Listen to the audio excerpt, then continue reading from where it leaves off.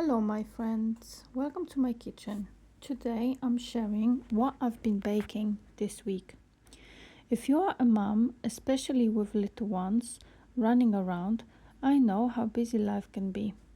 Sometimes it feels like there is no time for yourself, let alone for baking or cooking from scratch.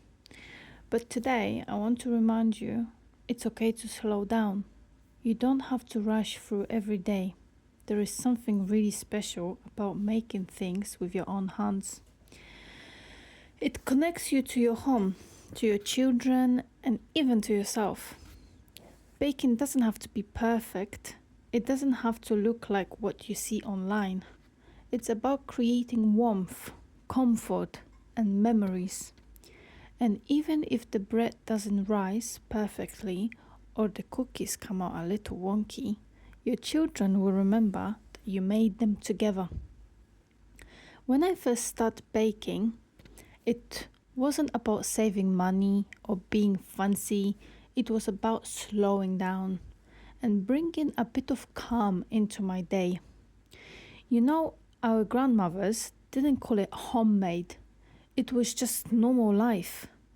And I think deep down, a lot of us wants to bring that feeling back. That sense of simple living, of making a home where things are made with love and not packaging. Arthur started doing that, Lee. What? When I was in the park run, Yeah. when I was carrying him, Yeah. he just decided, and he turned and looked at me. Yeah. He started doing that with you.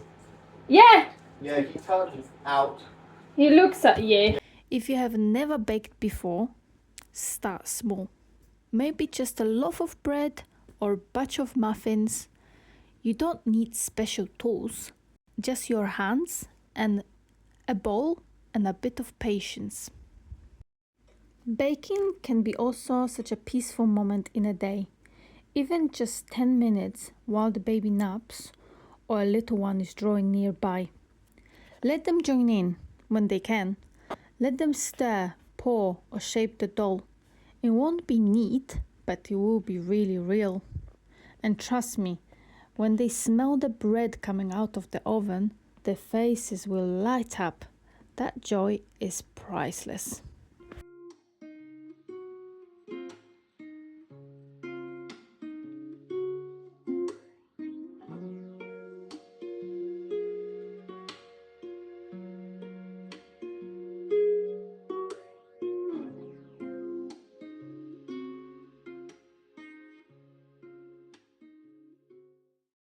Sometimes, as moms, we forget how capable we are.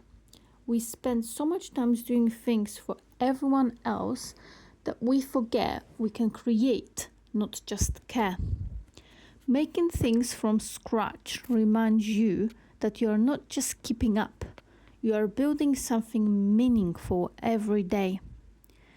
I also want to say, don't compare yourself to anyone online. What matters most is that your home feels like love, not perfection. Try to see baking not as another chore, but also as a gift to your family and to yourself. And if the dough sticks to your fingers or you forget the timer, just laugh it off. That's part of the story. That's part of motherhood.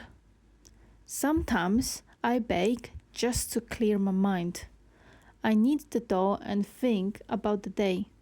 What went well and what went wrong. What I'm grateful for or what I wish was a little bit different. It's almost like therapy, but it smells much better. If you're feeling tired or overwhelmed, I just want to remind you, you're doing amazing. Even if you don't get everything done today, you're doing just enough.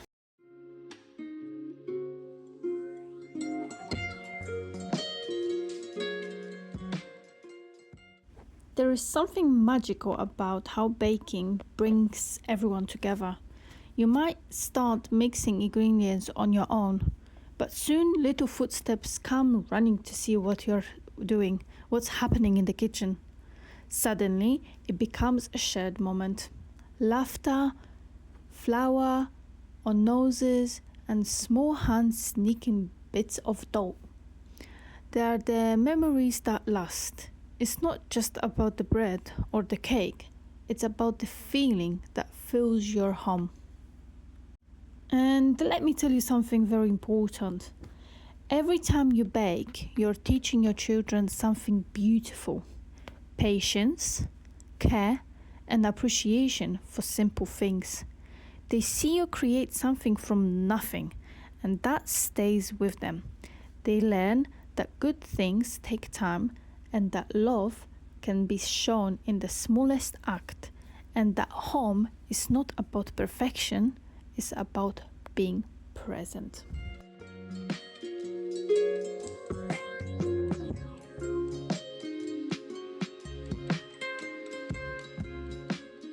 I want to tell you something about the cake that I'm making right now.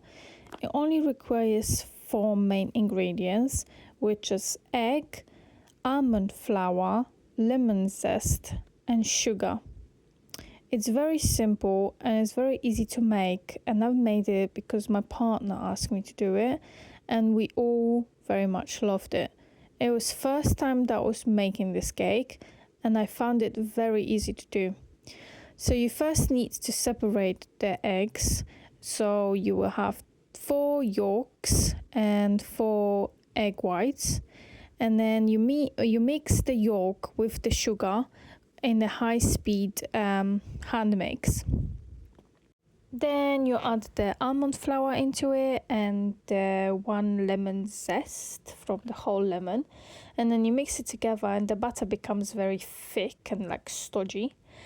And after that, you will have to beat the whites from the eggs on the high-speed hand mixer, so it becomes creamy, and when you turn the bowl upside down, it doesn't fall down. And then you incorporate that white from the eggs into the sticky, thick batter. And the whites from the egg will make the batter very nice and smooth and soft, and it's not going to feel so heavy. It's going to become very nice, like cake mixture likes. And then all you have to do is bake in the oven on 180 degrees or 350 Fahrenheit for about 27 minutes, maybe half an hour, depending on the oven and how your oven is collaborated. And then you have a wonderful almond nutty tasting cake that you and your whole family can enjoy. Best believe me, on my word, as I'm saying this, that my house was filled with the amazing smell of almonds. It was so nice. Trust me, you've got to try it. All the recipes that I have used on this video, I will post it in the description link below, so you can have a go yourself if you wish to. Most of the recipes that I make are probably ones that I chosen on online, and I tried it and it worked well for my family, so I keep doing over and over again, and I adjust and tweaks little bits and bobs to suit my tasting and my family, what we like. But usually when you begin to bake and you learn to bake from scratch, it's very simple, and you just have to follow the recipes. And then after a while, you learn that following the recipes might not work out the way you wanted to do, and you will start changing little bits and bobs on the recipes. Sometimes you will adjust the flour, sometimes you will adjust the sugar, sometimes you will maybe put the vanilla in it or not, or if the recipe calls for blackberries or raspberries, maybe you will swap it with blueberries, whatever you and your family prefers, and that's completely fine. That's the beauty about baking. You can create whatever you want, however you want it, and most of the recipes are very forgiving. For example, if you're starting your baking journey with bread, then you choose one recipe that you will follow and you follow it to a T. Literally everything. All you need for bread is yeast, neither sourdough or just regular dry yeast. Then you need some flour, potentially bread flour because it's for bread, or strong white flour or strong wholemeal flour. And then water and some salt. That's all you need for the bread. And you mix those ingredients and you let them rise on the counter in the kitchen, and then after a while you bake your bread, and there it is. You don't need anything more than that. As I said already, baking should not be complicated, and it also should not feel overwhelming and overbearing. It's supposed to make your life joyful and bring your family together. I really hope that whatever I said on this video made it easier for you to try and have a go. What's the worst that could happen, right? Maybe you will spill some flour, maybe you will mess up the grams and ingredients, maybe you will put more butter than the recipe calls or less sugar than the recipe calls, but that's all right. That's all learning curves. It does not have to be perfect like you've seen on YouTube. I have made a recipe cookie on this video that I did not fully enjoy. In my opinion, I've done the cookies way too big. They were massive, and I always do the same mistake with cookies. I always make them too big, and my partner always tells me that I should be making them smaller because they don't taste as nice as they're supposed to when they're so big. So I am not going to discard this recipe that I used at all. I'm going to make them again, and I will make them smaller. And if they don't turn up to be as tasty as I expect them to be once again, then I will be tweaking and twisting the recipe to my own liking. Then after a while I will find a way with this recipe that will suit me and my family. And that's okay, you know.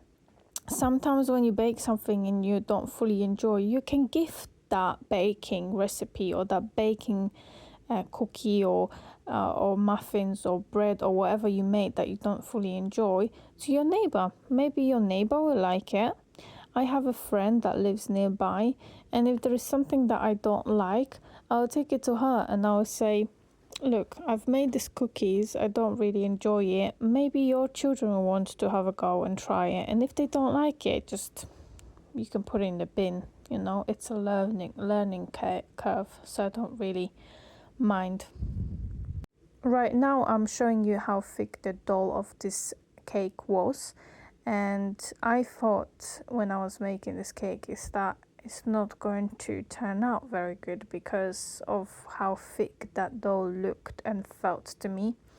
And then I started to incorporate the whites of the eggs, and they became nice and light, and I really like that combination. So I will be definitely making that recipe one more time, or many more times in fact. And maybe I will actually ask my daughter to do it all by herself and see if she wants to create that, because it was really easy, and she's already 7 years old, so I think she could make that cake all by herself and feel very proud of her achievements. That is another thing that I found out about baking and cooking from scratch, is that it gives you sense of achievement, it gives you sense of fulfillment, it makes your personality grow. Because when you're used to UK life and you're used to busy, speed, everything is always in rush. So we tend to buy takeaways, for example, or we tend to go to a supermarket and buy already made meals, which are so unhealthy and are filled with loads of chemicals to keep them looking nice and appealing to our eyes. So then what we do, we come home, we heat up those already made meals in a microwave or in the oven, and we think that we are, good because we had something to eat and we are not starving. But the reality of all of that is that our bodies are paying the price for it. We get inflammations, we get sick, we have diabetes and heart attacks from stuff exactly as this. It's not the food that we are cooking at home from scratch that will give us all those problems later on in our life. It will be the food that we are buying at the supermarkets. But that's a subject for another day. Thank you for spending this time with me today. If you enjoyed what you heard and you enjoyed what you saw, I would love for you to subscribe and show this video to another mom who might need some encouragement. Take care of yourself, and I will see you in the next video.